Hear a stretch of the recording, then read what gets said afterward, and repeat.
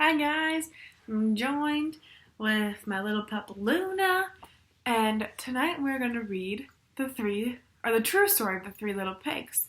Grab a blanket, cozy up, and follow along.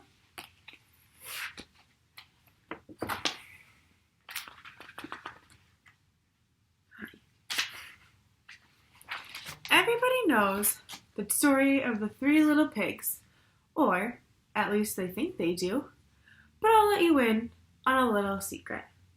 Nobody knows the real story, because nobody has ever heard my story.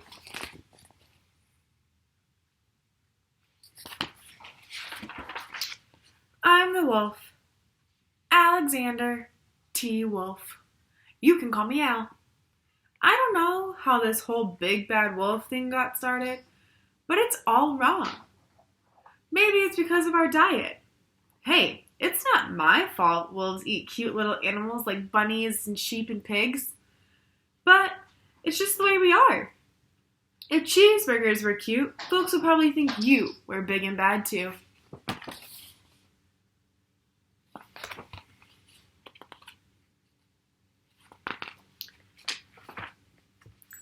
But, like I was saying, the whole big bad wolf thing is all wrong. The real story is about a sneeze and a cup of sugar. This is the real story.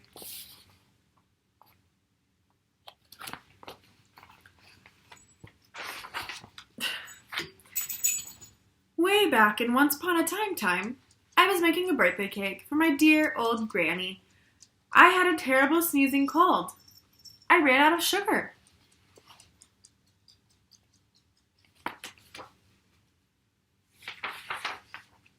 So, I walked down the street to ask my neighbor for a cup of sugar.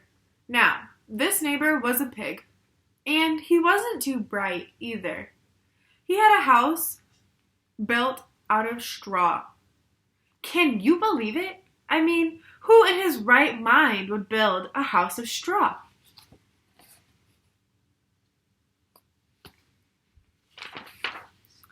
So, of course, the minute I knocked on the door, it fell right in.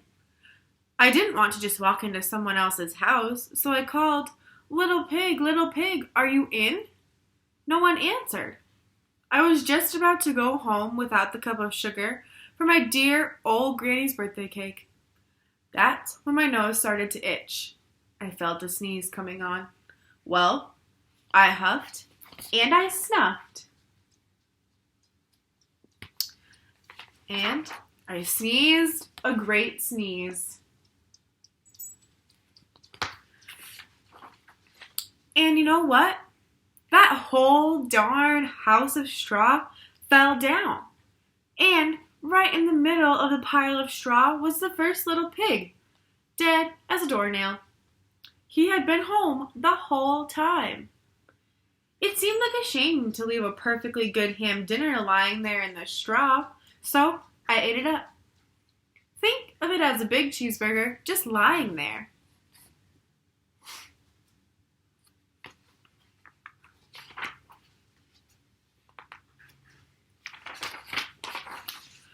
I was feeling a little better, but I still didn't have my cup of sugar. So I went to the next neighbor's house. This neighbor was the first pig's little brother. He was a little smarter, but not much. He had a house built of sticks. I rang the bell on the stick house. Nobody answered. I called, Mr. Pig, are you in?" He yelled, "Go away, wolf. You can't come in. I'm shaving the hairs on my chinny chin chin."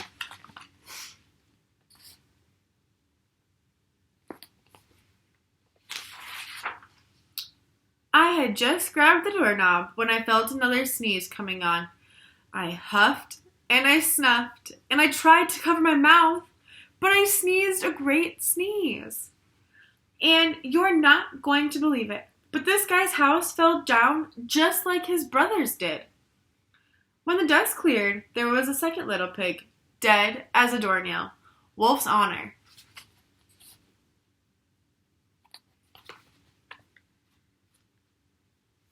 Oh my goodness. These pages are sticky.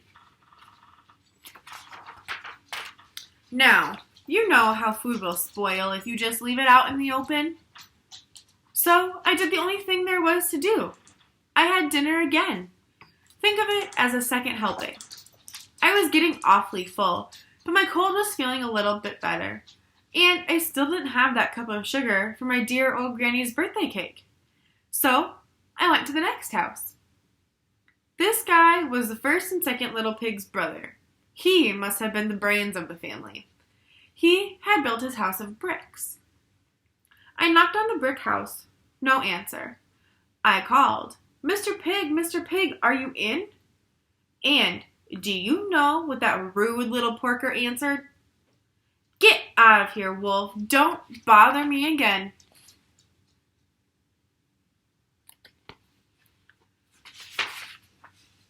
Talk about impolite. He probably had a whole sack full of sugar, and he wouldn't give me even one little cup.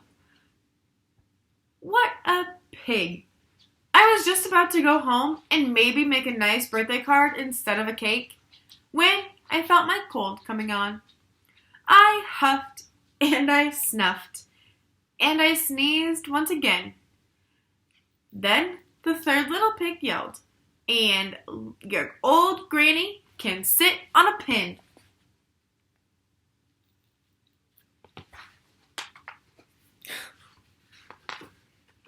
Goodness. Now, I'm usually a pretty calm fellow, but when somebody talks about my granny like that, I go a little crazy. When the cops drove up, of course, I was trying to break down this pig's door. And the whole time I was huffing and puffing and sneezing and making a real scene.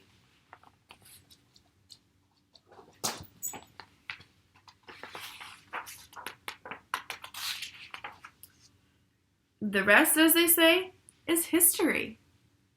The news reporters found out about the 2 pigs I had for dinner. They figured a sick guy going to borrow a cup of sugar didn't sound very exciting. So they jazzed up the story with all of that huff and puff and blow your house down, and they made me the big bad wolf. That's it, the real story. I was framed.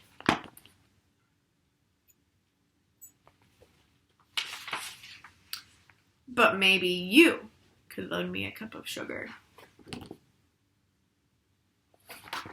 What a silly story. Do you guys think that he's telling the truth? Or do you think that he is the big bad wolf? Let me know what you guys think.